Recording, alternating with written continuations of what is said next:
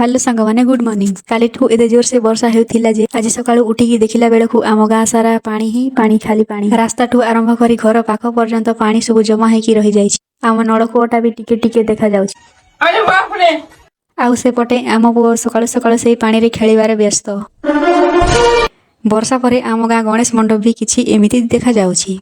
वर्षा टिके कमिला परे आमे तिनी भौणी मिसी बिल आडकु टिके बुलिबाकू बाहरिलु।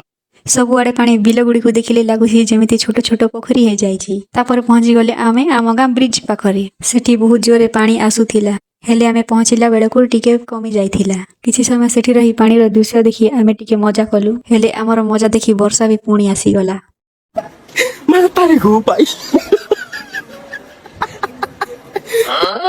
तापरे आमे भाबिलु वर्षा हो कि बनिया हो पिजुली खाइबा आमर केबे बंद हबनी सेथिपई आमे चालिलु पिजुली खाइबाकू।